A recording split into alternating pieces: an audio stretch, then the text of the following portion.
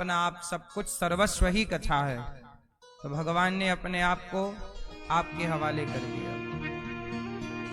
भगवान अपने भक्तों को क्या देते हैं? सर्वस्व अपने आप को सौंप देते हैं। वही आपने अपने पीढ़ियों को, पितरों को कृतार्थ कर लिया इस पावन सी कथा से। आओ भगवान नाम स्मरण कर लें, फिर कथा में प्रवेश करें।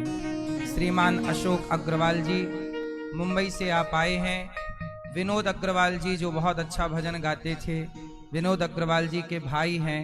आज इनका सबको प्रणाम, राधे राधे। समास होता, शिक्षा यही जरूरत है। इतना सबका पूरा हो रहा है, अब परेशान क्यों है? वो भी, उसका भी मिलना चाहिए मुझे। संतुष्ट है, इसलिए जितना विधाता ने दिया है मेहनत करते रहो, काम करते रहो। रावण दूसरे की पत्नी चुरा के ले आया, दुर्योधन पांडवों का धन हड़प लिया, महाभारत हुआ। कोई रोने वाला नहीं बचा। बात समझ में आई कि नहीं?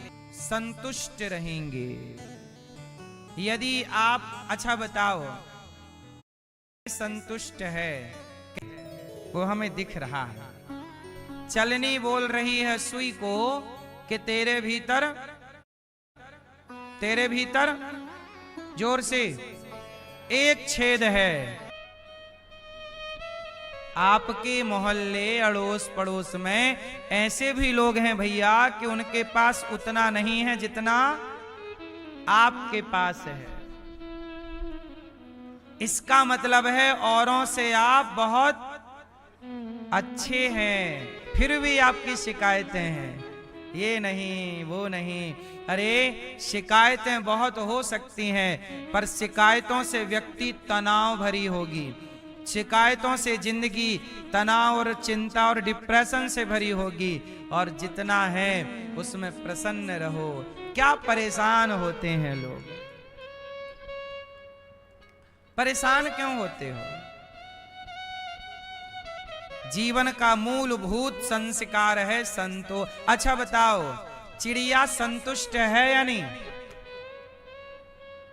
क्या चिड़िया कल की चिंता कर रही है? क्या सांप कल की चिंता कर रहा है? क्या शेर कल की चिंता कर रहा है? क्या पानी की मछली कल का सोच रही है? बोलो, 84 लाख योनियों में बताओ कल के लिए संग्रह कौन कर रहा है? केवल इंसान। कल की प्लानिंग किसी की नहीं है। और फिर भी चिड़िया अनादि काल से है या नहीं? बोलो। इसका मतलब है किसी ने चिड़िया से पूछा, किसी ने चींटी से कहा, ए चिड़िया तू कल के बारे में नहीं सोचती? चिड़िया बोली नहीं। परेशान ना हो। आप परेशान तब होते हैं जब 2-4 पीढ़ियों के संग्रह में लग जाते हैं कि उस आने वाली तीसरी पीढ़ी का क्या होगा। इसलिए जितना दिया विधाता ने उसमें क्या रखो। हाँ, हर हमेशा भगवान का धन्यवाद, मुझे तुमने दाता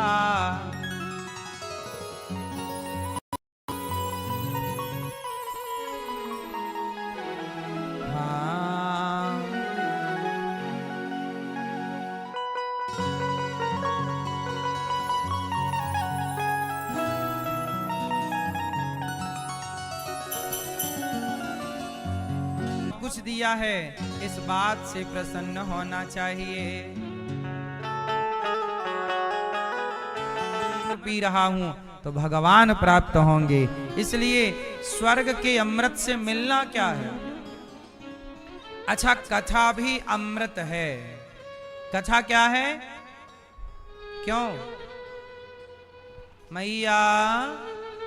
कथा क्या है मेरी माँ? कथा अमृत है मैया। कथा कैसी लगती है आपको?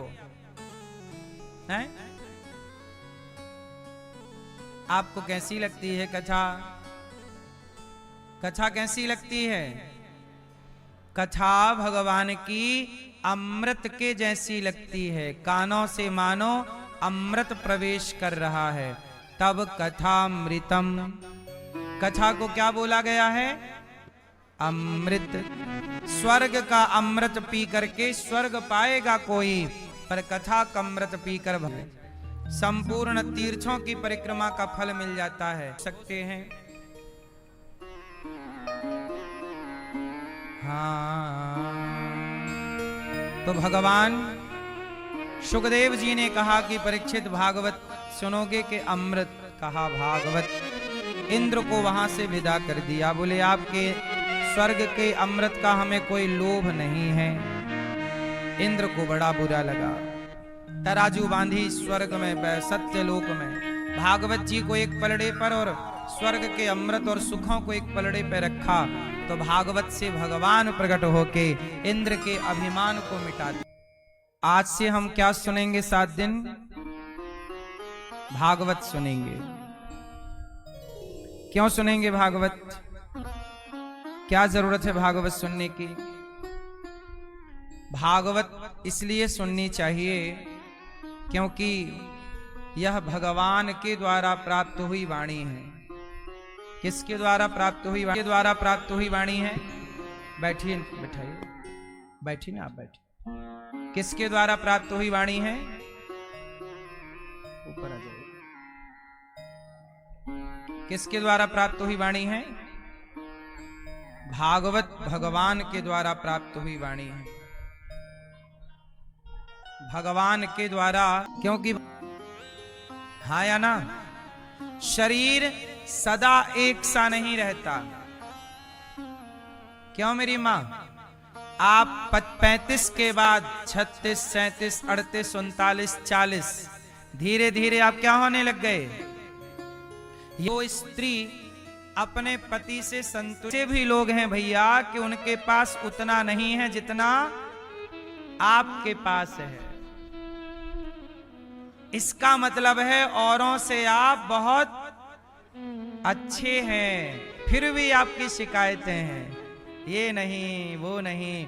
अरे शिकायतें बहुत हो सकती हैं, पर शिकायतों से व्यक्ति